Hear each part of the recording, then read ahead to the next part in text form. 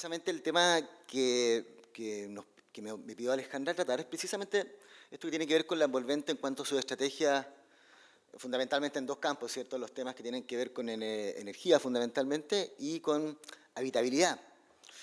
Pero un poco la lógica y también el eje de la presentación tiene más que ver con los procesos que suceden fundamentalmente. No sé, ahí está, el cable. Fundamentalmente en esta relación que sucede entre el interior y el exterior. Entonces la lógica un poco nos va a surgir desde una pregunta que tiene que ver con por qué es importante un diseño envolvente, o qué contiene, cuáles son las claves que hay detrás de un diseño envolvente, naturalmente bajo la perspectiva de un diseño eficiente también.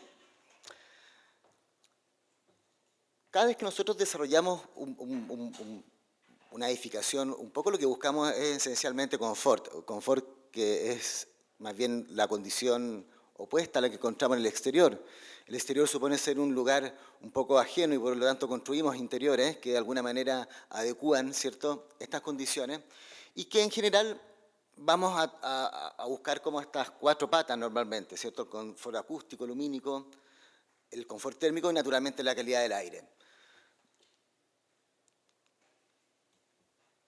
Entonces, ¿cuáles son las problemáticas a las cuales nos vemos enfrentados normalmente cuando trabajamos con la envolvente fundamentalmente?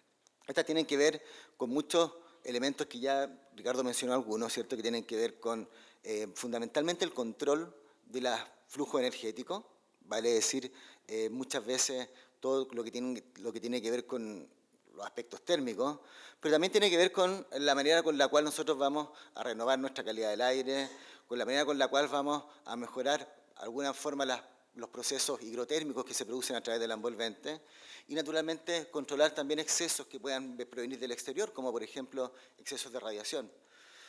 Entonces la envolvente que entendemos como térmica pasa a ser como algo así como un chaleco muchas veces, que desde el cual nos gustaría a veces sacarnos este chaleco, a veces ponérnoslo, a veces mejorar esta condición. Eso supone también que esta envolvente debiera considerar condiciones de adaptabilidad. La adaptabilidad es algo que es paradigmáticamente contradictorio con la arquitectura, que es algo que normalmente es bien estático. La adaptabilidad, por lo tanto, se produce de una manera dinámica y que de alguna manera se resuelve con diferentes componentes de lo que vamos a revisar enseguida, que tiene que ver con el balance térmico. La envolvente, por lo tanto, va a ser también este lugar desde el cual nosotros nos protegemos del exterior. Y en ese sentido también la manera en la cual se construye tiene mucho que ver con la manera en la cual nosotros vamos a relacionarnos con el clima. El confort, por lo tanto, y también tiene mucho que ver esta imagen con la idea que hay detrás de la piel de los mismos edificios, que de alguna manera también nos relaciona, así como el cuerpo humano, en relación con los requerimientos que yo tengo, por ejemplo, de enfriamiento que tiene el cuerpo humano, que naturalmente la predisposición siempre a situarnos en temperaturas de confort por debajo de nuestras propias temperaturas ya supone que en realidad nosotros al funcionar necesitamos enfriarnos, así como los autos con sus radiadores, digamos, la misma lógica. Y por supuesto, la relación con el clima es clave, digamos, la relación con el clima y esa adaptabilidad en la cual tenemos que ir adaptándonos tanto no solamente a condiciones variables climáticas, sino también a condiciones variables que tienen que ver con radiaciones que se modifican a partir del día y también del año, y condiciones que son permanentemente variables como el viento. Entonces, si nosotros quisiéramos un poco describir cuál es el proceso que sucede cada vez que esta construcción está puesta en un contexto que va a ser como fundamentalmente un contexto climático, nos tenemos que acercar a entender un poco la lógica que hay detrás del balance térmico. El balance térmico de alguna forma va a ser la descripción de todos los flujos de energía, ¿cierto?, que suceden dentro de una edificación. Naturalmente no todos son parte de la envolvente. Ya vemos acá, no sé si esto tiene luz, pero ya vemos acá que hay algunos componentes que fundamentalmente son parte del interior. Pero si lográramos describir brevemente lo que sucede acá, veríamos que tendremos, por ejemplo, un gráfico anual, que nos muestra un poco las características y la evolución de estos componentes que les menciono en este periodo, digamos. En este periodo, por ejemplo, lo que estamos viendo es que tenemos componentes como radiación solar, que está en amarillo, algunos elementos por conducción que se muestran en rojo, otros elementos que no se alcanzan en este gráfico, pero están contenidos ahí, que son los que tienen que ver entonces con la convección. Esencialmente, la envolvente, y tenemos que entenderlo un poco así, va a ser como la manera en la cual nosotros vamos a administrar los procesos de intercambio energético en esas tres fases, en fase de radiación, de conducción y de convección. Si lo vemos desde ese punto de vista medio abstracto, después lo podemos caer como en cosas más concretas, nosotros deberíamos entender que todo lo que pasa acá arriba, digamos, en cuanto como a estos intercambios de energía, son los causantes, finalmente, de la definición de una cierta evolución de temperaturas en un interior. Finalmente, lo que nos interesa a nosotros al final es controlar temperatura, más que energía. Bueno, también nos interesa la energía, pero básicamente como un indicador que siempre lo queremos ver hacia la baja. Entonces, las temperaturas que van a ser finalmente el reflejo de este intercambio de energía, va a ser como un efecto. A nosotros nos interesa trabajar no con el efecto, sino con las componentes. De alguna manera, las teclas del balance térmico van a ser cada una de estas claves que lo estoy mencionando. Radiación, convección y nuevamente conducción. El balance térmico en ese sentido tiene mucho que ver también con la manera en la cual se sitúan los edificios o la manera en la cual están situados respecto del contexto y fundamentalmente respecto a la orientación. Vamos a ejemplo. Aquí tenemos un poco, por ejemplo, lo que sucede con la radiación solar en una orientación norte, comparado con lo que pasa con la radiación solar de nuevo en una orientación, poniente, digo, arriba y abajo norte. Vemos que de alguna manera finalmente hay cosas mejores que otras. No todo funciona igual. La orientación en ese sentido nos está indicando, en el caso de arriba, que la radiación solamente nos está acentuando más los problemas, mientras que en el caso de abajo tenemos que la radiación de alguna manera se comporta de manera coincidente con el requerimiento térmico. Vale decir, aporta cuando yo lo necesito y tiene menos aportes de nuevo cuando no lo necesito. De alguna forma, entonces, cada vez que nosotros trabajamos con la envolvente, lo que intentamos es administrar un poco esta energía y administrarla de acuerdo también a los ciclos propios de cada edificio. Los ciclos de cada edificio van a variar fundamentalmente, bueno, es evidente que van a variar de acuerdo al lugar en que estén, pero también van a variar mucho de acuerdo al programa que esté contenido dentro de ellos. Como mencionaba recién Ricardo, lo más probable es que todas las viviendas o todos los programas que son de corte habitacional tengan fundamentalmente requerimientos de calefacción. Cuando nos pasamos a edificios, llamémoslos con ese criterio o con ese uso de oficina, donde normalmente además el criterio está asociado a una cierta imagen muy acristalada, vamos a ver que el problema se invierte, vamos a tener problemas ahora asociados a cómo enfriar estos edificios. Últimamente con los avances en eficiencia energética hemos visto que esa composición de frío-calor en los edificios de oficina se ha empezado a balancear y por eso, esto es un paréntesis, y por eso de alguna manera también aquellos sistemas de producción térmica que hoy en día tienen también mejor balanceado la eficiencia, como por ejemplo los VRV, han tenido mejor salida. Pero bueno, un poco volviendo al tema de la forma de la envolvente y un poco la relación con el contexto. La orientación, de alguna forma, si cuando nosotros trabajamos con criterios pasivos, va a ser de alguna forma lo que nos va a determinar fundamentalmente la relación con la radiación. La relación con la radiación, por lo tanto, la vamos a administrar en la forma en la cual miramos al Sol, en la forma en la cual nos relacionamos y en la forma con la cual también lo controlamos. Hay una forma ideal, ¿cierto?, que es la forma un poco que aparece acá, en la cual dejamos como en una, si fuéramos paloma, nos podríamos mirando un poco hacia el norte con los brazos abiertos. ¿Y por qué esto? Porque queremos un poco extender los potenciales de captación solar que se producen en esa orientación, pero también a la vez queremos disminuir los problemas que se producen en las orientaciones poniente y oriente, digamos, que son un poco el reflejo de la imagen de balance térmico que vimos recién.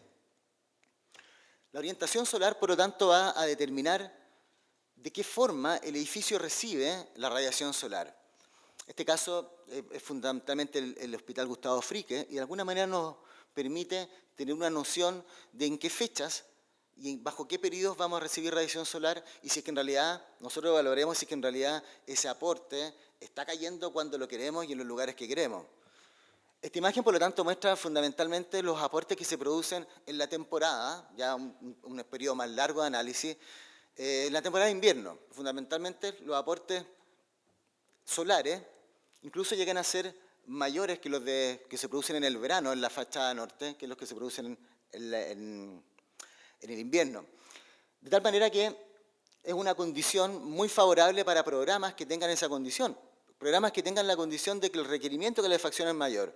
Pero si nosotros quisiéramos aplicar este mismo criterio, o por ejemplo un edificio de oficina, donde fundamentalmente todo el proceso va a ser al revés, no equivocaríamos, tal vez estaríamos buscando otro concepto, no la captación, sino el control. Naturalmente, cada vez que nosotros también trabajamos, y vamos en este ejemplo, es un ejemplo de un análisis de una habitación de un hospital, girándose, de tal manera un poco ir describiendo lo que sucede ya a nivel de usuario con el ingreso de la radiación solar. De nuevo, digamos, sucede un poco parecido.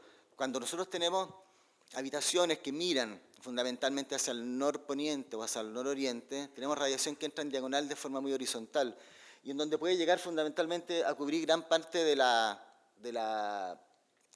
habitación y naturalmente no es muy bueno cuando eso pasa cuando hay un paciente ahí.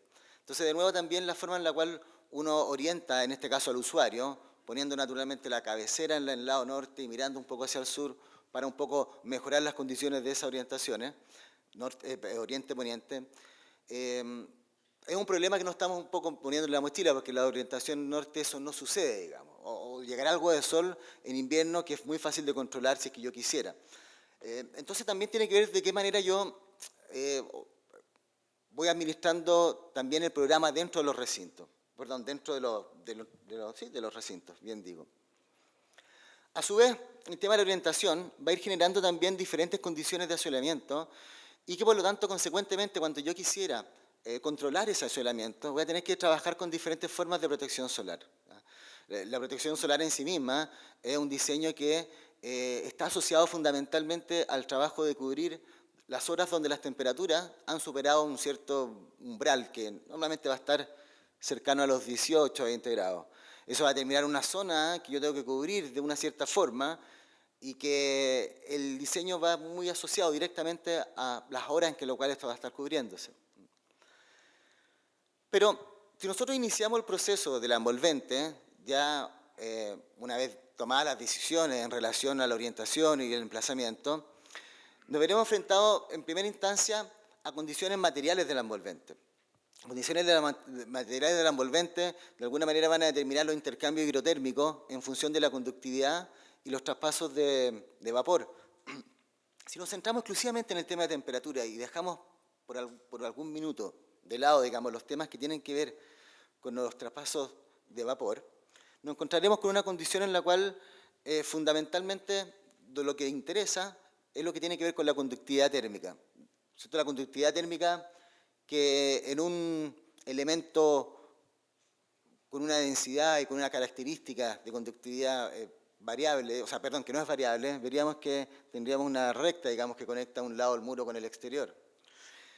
En los sistemas que tienen fundamentalmente muchas capas paralelas, vamos a ver la posibilidad de un poco administrar mejor esa energía. Si bien, naturalmente, las condiciones de la envolvente, digamos, van a tener que un poco ir administrando normalmente las pérdidas, hay otro componente que voy a referir un poco más después, que tiene que ver con la inercia, concepto que, visto desde la perspectiva, digamos, de la temperatura y la bioclimática, es tremendamente atractivo en climas como el nuestro. Nuestro clima, bueno, y todos los climas templados, digamos, tienen estaciones muy cálidas y estaciones muy frías también. Y en general, cuando hablamos de la conservación de energía a través de la envolvente y naturalmente todo este tema del valor U y la baja conductividad de los materiales, nos referimos a temas que están más asociados al invierno, vale decir, a la idea de cómo podemos un poco hacer que perdamos menos energía, pero también cómo podemos hacer que las superficies de esta envolvente no se vuelvan tan frías. Conceptualmente, cada vez que nosotros trabajamos un edificio, hay que definir diferentes formas de aislación. ¿Ya? Las formas de aislación que normalmente van asociadas a la envolvente son fundamentalmente las que mejor conocemos, que es fundamentalmente aislarnos del exterior. ¿Ya? Pero en la práctica, cuando se aplican estos criterios ya a nivel de proyecto, estos varían mucho y de alguna forma queremos controlar también un poco la disposición y la forma en que la energía se mueve por dentro del edificio. ¿Ya? Este particularmente también es el caso de una clínica en donde tenemos diferentes condiciones programáticas interiores. Tenemos recintos que se usan todo el tiempo y que por lo tanto tienen un criterio diferente que aquellos que se ocupan de manera intermitente. Así, por ejemplo, vamos a tener una condición, esto se alargó un poco, pero bueno, una condición inicial en donde vamos a tener de nuevo esa primera aislación importante que nos separa del exterior. Este es un caso, por ejemplo, donde el cual los recintos se utilizan de manera intermitente. Vale decir, se ocupan de día y no de noche, como el caso, por ejemplo, de consulta. En este caso, pasa además que los establecimientos de salud necesitan tremendas áreas para instalar los sistemas mecánicos, y que en este caso son casi equivalentes al tamaño del lugar que estamos habitando. O sea, el cielo es prácticamente el tamaño del espacio que se habita. De tal manera que uno de los primeros criterios para ver cómo la energía se administra interiormente tiene que ver con la ubicación de unos sistemas de aislación que ya están puestos directamente en el espacio, de tal manera que el lugar que yo estoy acondicionando sea el único que me esté consumiendo energía y no se perdamos mucha energía a los cielos. Otros criterios tienen que ver con la forma en la cual se administran algunos puntos que son tremendamente importantes en edificios como, por ejemplo, la relación que tiene que ver con los subterráneos. No en todos los casos es necesario aislar bajo losa subterráneos, pero sí en algunos casos como este, en donde tenemos, de nuevo, un espacio inferior, vale decir los estacionamientos, que de nuevo se ocupa de forma intermitente y que por lo tanto los posibles aportes de calor que evitarían que yo colocara esa aislación no van a estar todo el tiempo presentes. Cuando tengo criterios de otro tipo, por ejemplo, donde tengo una habitación, o sea, un criterio de uso que es permanente, ya fundamentalmente vamos a pensar que estos espacios que no estoy acondicionando en régimen continuo finalmente van a tomar la temperatura del espacio colindante de todas maneras. Entonces acá el criterio de aislación es totalmente diferente, digamos, es un criterio que exclusivamente pasa por el exterior y que de alguna manera también refuerza algunas zonas con aislaciones interiores, fundamentalmente aquellas que también tienen diferentes set point de temperatura, vale decir, si yo tengo un lugar que está pensado para trabajar a 20 grados y al lado tengo otro para trabajar a 28 grados, que perfectamente puede ser una piscina, por ejemplo, interior, lo que sea, puede tener una pérdida continua del espacio de 28 hacia el de 20, que por otro lado me lo está calentando, tal vez yo no quisiera esa condición. Entonces también hay aislaciones de corte interior que en la administración de esta energía también ayudan como a conservarla.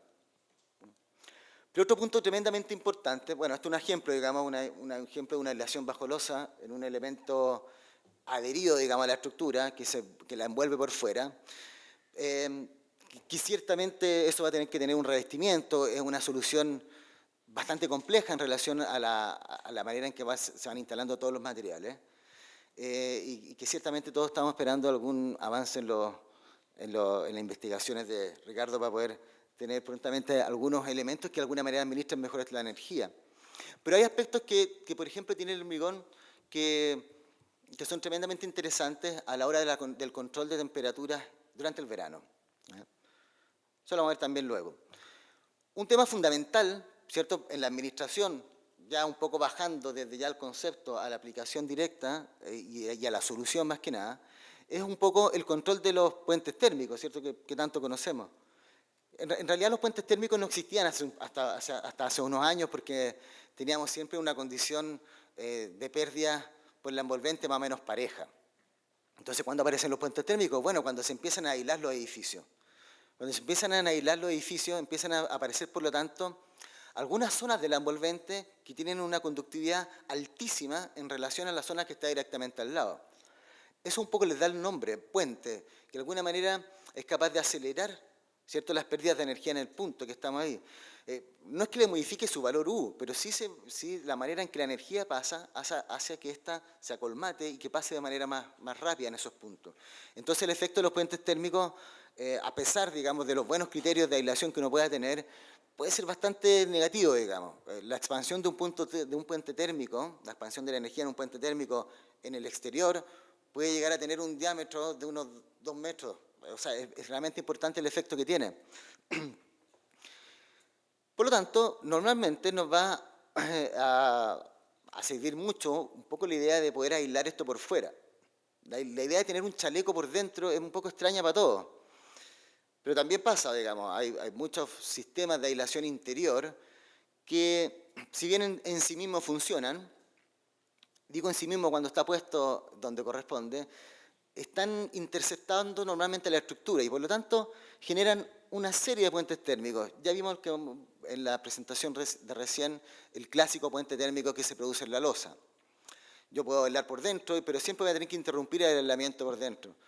De tal manera que por fuera, esa sería la primera característica que nos va un poco a mejorar la condición. Por fuera ya me evité los puentes térmicos. Estos puentes también se producen, digamos, a niveles un poco más pequeños, digamos. En este trabajo, o sea, en este edificio se trabajó muy de la mano del diseñador del sistema de muro cortina, y sobre él trabajamos diferentes soluciones para poder un poco llegar a niveles donde normalmente el proceso se vuelve industrial. Normalmente los puentes térmicos se producen normalmente en obra, pero también tienen que ver con soluciones estructurales, normalmente de cosas puestas en fachada, que no hay otra forma de hacerlo. En este caso se hizo una solución bien interesante que fue con poliuretano y con unos sellos de silicona, pero es justamente la última cara exterior de todo el muro cortina. Eso veremos cómo funciona después. Cuando hablamos entonces, ya un poco pasando el tema de conducción, cuando ya nos metemos como en el tema de radiación, nos referimos entonces a un sistema o a un diseño solar.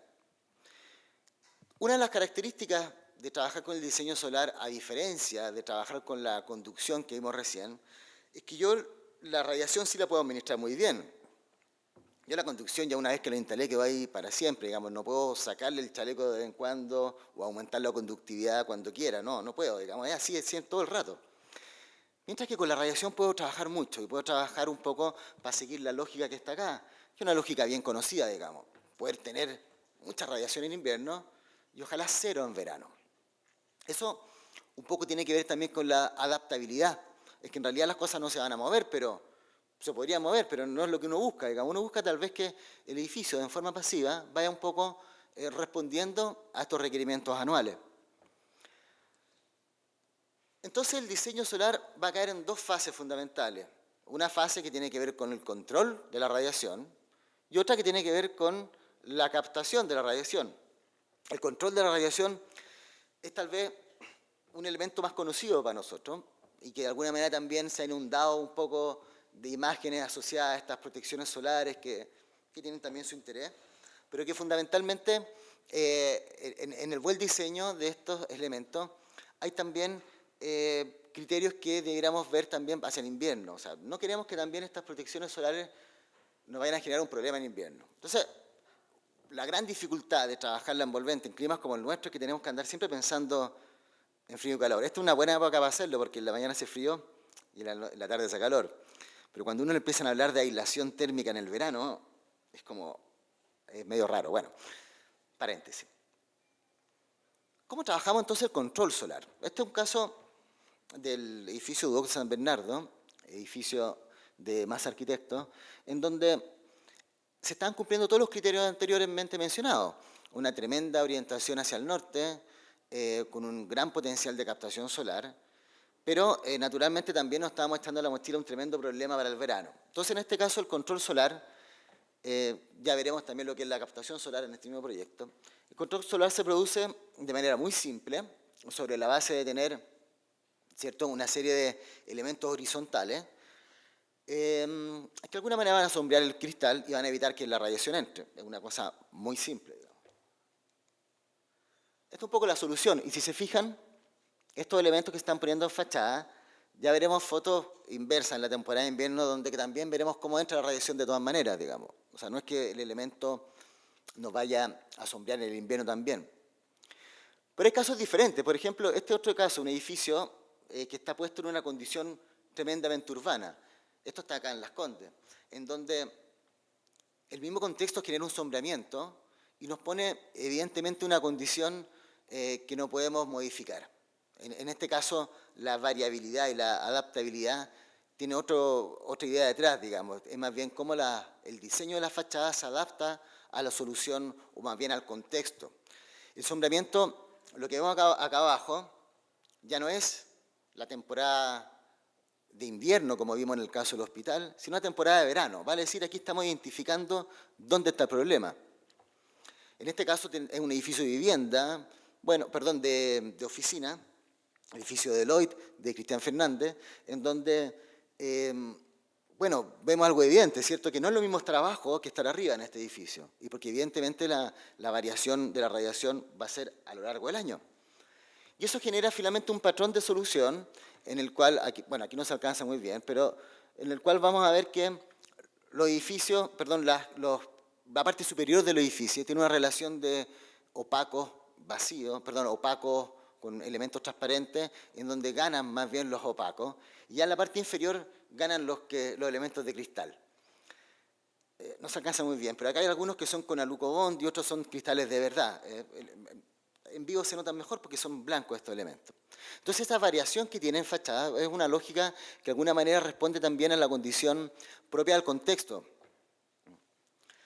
Si nos pasamos ahora al concepto inverso, vale decir, ¿qué pasa entonces? ¿Cómo podemos adecuar nuestros edificios para que capten radiación en el periodo de invierno? Bueno, en primer lugar, es evidente, hay un diseño que es fundamentalmente geométrico y que tiene que ver con cómo el sol se desplaza en las diferentes épocas del año. Pero también, para poder hacer efectivo el diseño solar, tenemos que basarnos en tener buenas orientaciones y fundamentalmente buenas pilas. ¿Qué vendrían a ser las pilas? Bueno, vendrían a ser los elementos en los cuales yo voy a almacenar la energía que capté. Lo que nosotros no queremos es que el edificio se sobrecaliente cuando le llegue el sol. A pesar que sí queremos que se caliente, pero no que se sobrecaliente. Cuando ya se sobrecalienta, bueno, los usuarios abrirán las ventanas para que el calor se vaya, digamos. Por ahí es muy interesante el trabajo que se produce con materiales como el hormigón, que fundamentalmente tienen un calor específico muy alto, una densidad altísima, y eso fundamentalmente como producto genera una masa térmica tremendamente superior a la mayoría de los materiales.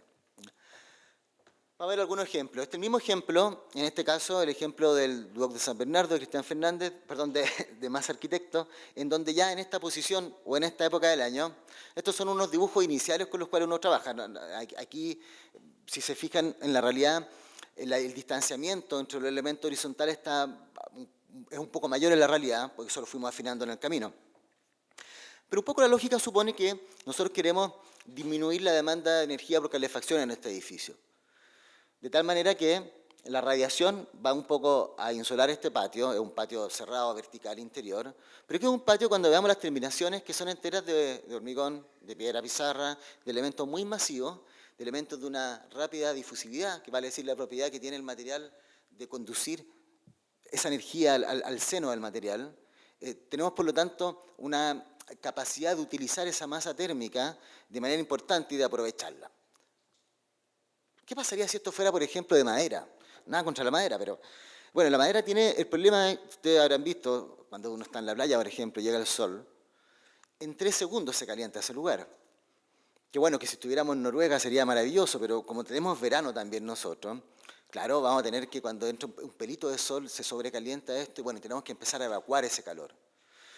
Por lo tanto, cada vez que yo quiero acumular energía, necesito un poco estos elementos masivos. Por otro lado, vamos a ver también que este calentamiento que se produce de la fachada, y no se alcanza a ver el número, pero créanme que dice 45 grados, yo lo estoy viendo acá, produce también algunos tremendos problemas en las temperaturas radiantes. El confort térmico se produce fundamentalmente por un 50% de temperatura de aire y un 50% por la temperatura radiante de los elementos que me rodean. Entonces, si yo estoy sentado al lado de un elemento como este, que fundamentalmente es un elemento que a las 11 de la mañana llegó a 45 grados y que está soleado en un día de primavera como hoy, Eso significa que yo probablemente el aire acondicionado lo voy a tener que poner como a 16 grados para poder nivelar y compensar las temperaturas radiantes, con el consecuente costo energético. Pero claro, si yo hubiera sombreado, probablemente este mismo elemento vidriado no tendría ese problema, porque la temperatura misma sería más o menos del orden de la temperatura del aire. Entonces, con eso nivelo temperatura, genero un confort radiante que tiene que ver con la simetría de cómo nos va afectando esta temperatura. Entonces, la captación solar, como les mencionaba, necesita elementos que logren como almacenar esa energía. Este es el mismo caso donde tenemos, si se fijan, todo tremendamente resuelto en elementos muy masivos, materiales que además tienen un color oscuro y que por lo tanto exacerban un poco la cantidad de energía que pueden absorber, disminuyendo un poco la que reflejan.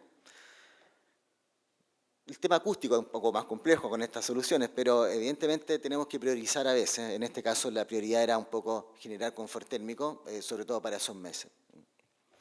Sucede además que en estas condiciones la radiación solar va a provocar diferencias de temperatura también en la vertical. Esa gradiente de temperatura es algo que también podemos solucionar. En este caso se solucionó fundamentalmente con un sistema muy simple, unos ventiladores que de alguna manera toman el aire de la parte superior de este patio vertical y tiran el aire de la parte inferior. Esto ya entró en operación, esas fotos que les mostré son un poco más antiguas y en general ha funcionado bastante bien en los meses de invierno. Naturalmente este edificio también tiene condiciones importantes de aislación en la envolvente, en fin. Pero lo importante es que de alguna forma entendamos que para hacer captación solar es necesario considerar también la inercia como parte del cuento. Digamos, es una ecuación que sin inercia no funciona. Entonces la inercia, si se fijan, en este caso está asociado como un esquema en el cual tenemos radiación que se acumula en un muro. La inercia de alguna manera nos va a dar la capacidad de usar esa energía ya horas después. Horas después que llegó la radiación. Y por lo tanto, la inercia también nos va un poco a generar la posibilidad de que ese elemento no se tenga, de que ese recinto no se tenga que ventilar para evacuar el calor, sino que se aproveche el 100% de su energía. Este es un caso, bueno, que todos conocemos, este es un estudio que estuvimos trabajando en el Palacio de la Moneda, y en donde el cual es muy gráfico para demostrar un poco lo que pasa con estos elementos que son muy masivos. En este caso estamos hablando de una masividad violenta, digamos, pero dejamos, en este caso, durante un periodo que paradojalmente coincide con el último terremoto, algunos sensores instalados en la parte inferior del palacio. Este es un sensor que está puesto aquí, ¿cierto?, en la mitad de la oficina.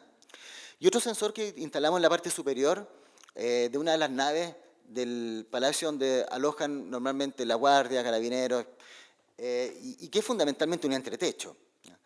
Lo que ven en la parte superior es lo que pasa con las temperaturas. La línea azul, ¿cierto?, va a ser las temperaturas de ese recinto. Este recinto, como ya se podrán imaginar, es el que está en la parte superior, el que está en el entretecho, en donde tenemos un tremendo problema sobre el calentamiento. El color verde indica como más o menos dónde se sitúa la banda de confort térmico. Pero lo que les quiero mostrar es lo que pasa abajo, digamos. Lo que pasa abajo es lo que, de alguna manera, hace que la inercia sea tan importante en los climas nuestros. Fíjense que en este caso la temperatura interior prácticamente no varía en absoluto en relación a la de arriba. Si arriba tenemos una amplitud en este periodo de 3 días, no sé, de unos 20 grados, en la parte inferior tenemos una amplitud de 3 grados solamente.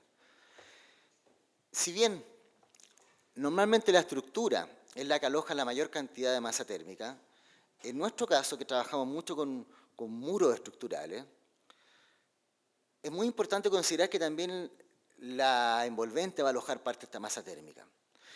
Entonces, fundamentalmente, cuando queremos trabajar con adaptabilidad en la envolvente, tenemos que considerar esos dos temas, inercia y conservación de energía. Eso genera soluciones normalmente multicapas, soluciones en las cuales yo voy a querer tener algo de inercia también para que desfase la onda térmica, y también voy a querer aislación para que esa energía que estoy captando en la envolvente no se me pierda hacia afuera. Eso, evidentemente, genera condiciones que no son las mismas en el espesor de la envolvente. Nosotros quisiéramos tener densidades muy menores en la parte exterior del muro y densidades muy importantes en la parte interior del muro. Este paquete de alguna manera soluciona varias cosas a la vez. No soluciona solamente el tema de cómo yo alojo la energía, sino además soluciona temas de confort, soluciona temas, por ejemplo, de temperaturas radiantes, como le mencioné hace un rato. Este otro caso, este es el Parque Quilapilún de Panorama Arquitectos, donde también un poco buscando manejar las condiciones extremas que tiene Colina, digamos, en verano, se optó por trabajar con elementos también muy masivos en envolvente, fundamentalmente ladrillos de adobe, también hechos en obra, digamos. Sí, bueno, no se trasladan, son de ahí mismo.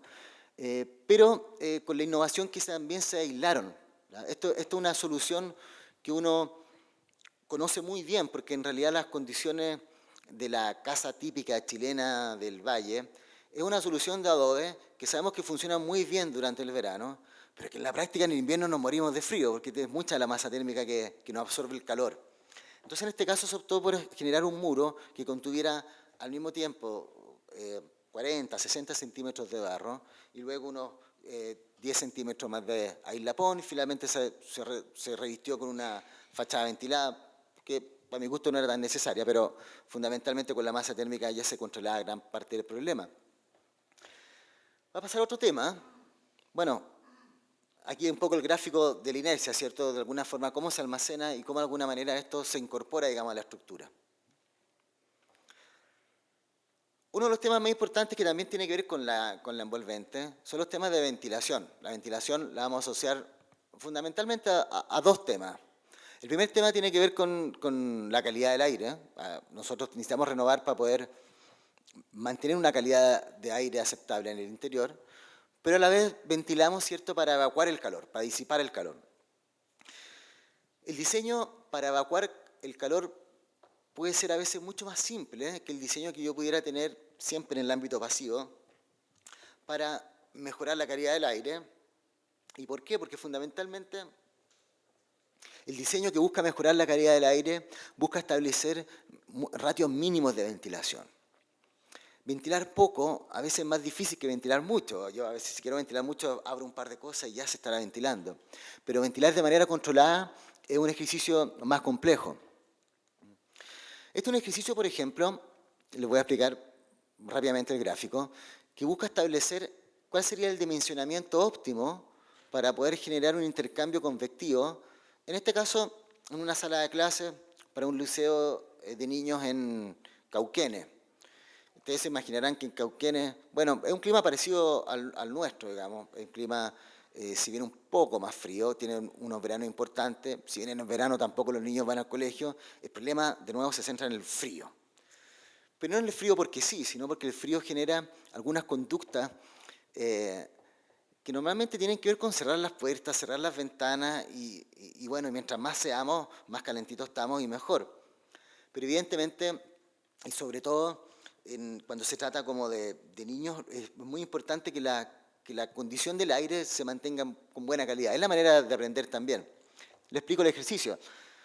En la primera fila, perdón, los casos son fundamentalmente diferentes tamaños de ventanas. Y lo que tenemos acá son diferentes concentraciones de CO2 en el aire. En general se habla de que el CO2 no debiera superar las 1000 partes por millón en un interior. Si nosotros fuéramos a medir ahora lo que pasa afuera, bueno, Santiago está un poco fuerte, digamos, entonces tendríamos que estar seguramente por sobre 400 partes por millón. Si nosotros nos fuéramos como afuera, tal vez a un bosque, encontraríamos 380 más o menos. Bueno, un poco algunos números para tener alguna idea, digamos, de qué estamos hablando. Lo que está escrito en cada una de las celdas son la cantidad de horas que ese recinto está bajo una cierta concentración de CO2. La primera línea es un supuesto. ¿Qué pasaría si nosotros ventiláramos esto con ventilación mecánica? Y todo lo abajo ya son simulaciones, son resultados de simulaciones procesados para un poco obtener este mismo dato en relación a las horas bajo una cierta concentración de CO2, pero en diferentes casos de apertura. Entonces lo que vemos, por ejemplo, es que el caso de más abajo, que es el que tiene mejor calidad del aire, es seguramente también el que más energía nos va a consumir. Después tenemos el caso de más arriba, el segundo, perdón, que es el que tiene la peor calidad del aire, en donde prácticamente tengo un montón de horas por sobre 2000 partes por millón. El resto son casos intermedios. Finalmente lo que encontramos como óptimo es el valor el segundo, por ejemplo, que de alguna manera demuestra un comportamiento parecido a una ventilación mecánica. Si nosotros eso lo trasladamos ya a niveles como de cómo conseguir entonces esta ventilación, hay diferentes técnicas y tal vez una de las condiciones que uno normalmente escucha es la ventilación por el viento, digamos. Cuando nosotros hablamos de ventilación mínima, el viento no está siempre y por lo tanto no podemos considerarlo como parte de la ecuación. El viento de alguna forma lo podemos considerar seguramente para otro tipo de eventos, como por ejemplo la ventilación térmica en verano. Pero en invierno, donde normalmente no voy a querer abrir ni ventanas ni nada de esto, yo quiero asegurar una condición de ventilación por otras condiciones. ¿Qué es lo que se buscó acá? Se buscó fundamentalmente una ventilación sobre la base de diferencias de presión a partir de las diferencias de altura. Y en segundo lugar, el aprovechamiento como del motor que hay acá, que son precisamente las personas. Esto se soluciona entonces con unas chimeneas solares que están también irradiadas por el sol, con ventilaciones permanentemente abiertas que están en la parte superior de las ventanas. Se les voy a mostrar una foto para que se vea más claro. Y con apertura hacia el exterior, también permanentemente dispuesta, con algunos elementos de trampas acústicas para que efectivamente nadie se tiente a tapar estos huecos por efecto del ruido. La solución está un poco más adelante, ¿no? Ya se lo voy a mostrar. Por otro lado, tenemos también un montón de ventilaciones que son indeseadas, que normalmente vamos a llamar infiltraciones y exfiltraciones. En realidad lo que entra tiene que compensarse en términos de presión y por lo tanto hay una parte que también va a salir. Entonces, siempre está como esta dualidad, bueno, yo necesito ventilar, pero también necesito entonces hermeticidad. Bueno, sí, un poco la lógica tiene que ver con cómo yo voy manejando estos conceptos. Yo voy a necesitar hermeticidad de alguna forma para que la ventilación mínima sea controlada. Yo requiero hermeticidad para que no se sobreventilen. Normalmente, por ejemplo, háganse una idea, normalmente un recinto con una 0,5 a una renovación hora ya más o menos está más o menos listo para una densidad media de unas 10 metros cuadrados por persona, 15 metros cuadrados por persona. Pero probablemente por infiltración yo puedo llegar a tener renovaciones horas del orden de 3 renovaciones ahora en construcciones que están Nosotros hemos hecho análisis en edificios muy antiguos, como en la Intendencia de Santiago, en donde los niveles de renovación ahora eran tremendamente variables, aún teniendo todas las ventanas cerradas. Entonces, la idea de proveer de hermeticidad al envolvente es fundamentalmente para poder tener un control mucho más fino de la ventilación. Este es un indicador, por ejemplo, de calidad del aire, digamos, muy simple, digamos, que nos va diciendo la cantidad de ppm que hay. Esto estaría perfecto, digamos, con esa cantidad de ppm. Si nosotros quisiéramos como mejorar un poco las condiciones de hermeticidad, tendríamos que hacer algunas pruebas. Las pruebas de hermeticidad se hacen con elementos como este, que es un sistema que prueba por caída de presión la infiltración que existe en los espacios interiores. Este se llama un ventilador de prueba de puerta, que se llama, con su traducción en inglés, y que de alguna manera nos sirve para identificar dónde se sitúan estas infiltraciones. Normalmente no es tan claro dónde están. Entonces, para hacer esta prueba, uno normalmente va tapando desde el lavamanos hasta la rejilla de extracción de la campana de la cocina, en fin, y otro tipo de cosas. Bueno, la parte superior de estas ventanas es la que, si se fijan, tiene una rejilla que está permanentemente ventilada. Este es el caso de este colegio que les mencionaba. Al mismo tiempo, para condiciones de verano, se accionan las ventanas que permiten también ventilar este lugar. En este caso, la manera en que entra, digamos, el aire a estos lugares es bien interesante porque pasa por debajo de todos los lockers a través de una trampa acústica de tal manera que no sea necesario ni abrir la puerta para que esto se ventile. Estas son las lucarnes y en la parte superior es donde están estas ventilaciones. Este mismo caso que vimos anteriormente, el Duoc, pero en este caso estas ventanas se abren de manera motorizada con actuadores, cosa que tampoco, bueno, están en un lugar donde no sería posible hacerlo de otra forma. Y el último caso que lo estoy mostrando es que es un edificio también médico, hasta una clínica en Santa Cruz de la Sierra, en donde Bueno, los recursos no son tantos como para instalar un sistema de climatización en todos los lugares donde hay recibos, pasillos, áreas que no son médicas, pero sí un poco de atención. Entonces, estamos diseñando un sistema de ventilación natural forzada que se llaman chimeneas solares. ¿Ya? Estas chimeneas solares tienen un diseño bien particular, porque bueno, hay que distribuir el tamaño de la apertura de manera diferente en la vertical.